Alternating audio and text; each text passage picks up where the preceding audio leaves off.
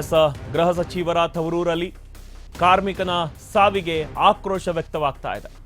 ಗುತ್ತಿಗೆದಾರನ ನಿರ್ಲಕ್ಷ್ಯಕ್ಕೆ ಬಲಿಯಾಗಿದ್ದಾರೆ ಗುರುಸಿದ್ದಯ್ಯ ಅನ್ನೋರು. ಅಂತ್ಯಕ್ರಿಯೆಯನ್ನ ನಡೆಸದೆ ಶವವಿಟ್ಟು ಕುಟುಂಬಸ್ಥರು ಪ್ರೊಟೆಸ್ಟ್ ಅನ್ನು ನಡೆಸಿದ್ದಾರೆ. ತುಮಕೂರು ಜಿಲ್ಲೆ ಚಿಕ್ಕನಾಯಕನಹಳ್ಳಿಯ ಅಗಸರಹಳ್ಳಿಯಲ್ಲಿ ನಡೆದಿರುವ ಘಟನೆ ಇದು.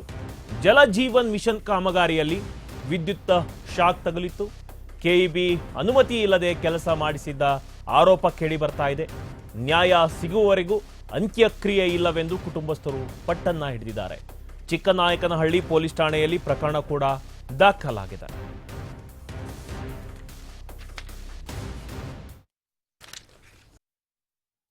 ನಾನು ಚರಂಡಿಯಲ್ಲಿ ಕೆಲಸ ಮಾಡ್ತಾ ಇದ್ದು ಹೋಗಿದ್ದೆ. ನಾನು ಮಾಡ್ದ ನಾ ಲೈನ್ಗೆ ಹಾಕೋಣ, ನಾನು ಇದೀನಿ, ತಲೆ ಕೆಡಿಸ್ಕೋಬೇಡ ಅಂತ ಅಂದ. ಇಲ್ಲ ಕಣಪ್ಪ, ನನಗೆ ಗಾಬರಿ ಆಗುತ್ತೆ, ನನಗೆ ಕರೆಂಟ್ ಸುದ್ದಿ ಯಾವತ್ತೂ ಹೋಗಿಲ್ಲ ಅಂತ ಅಂದ.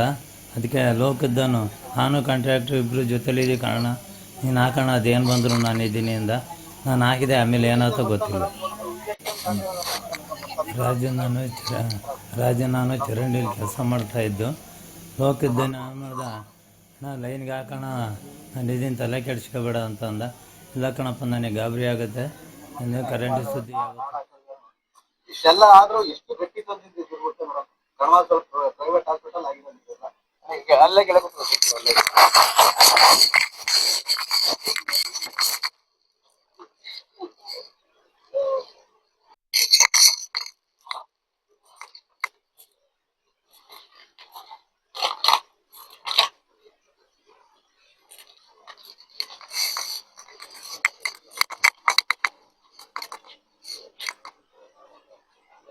ಇಷ್ಟನೇ ಸರಿ ಇಲ್ಲ ಮೇಡಮ್.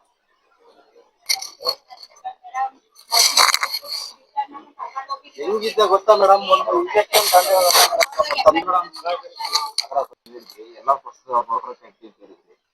ಬಟ್ ಅದು ನೋಡ್ಕೊಂಡು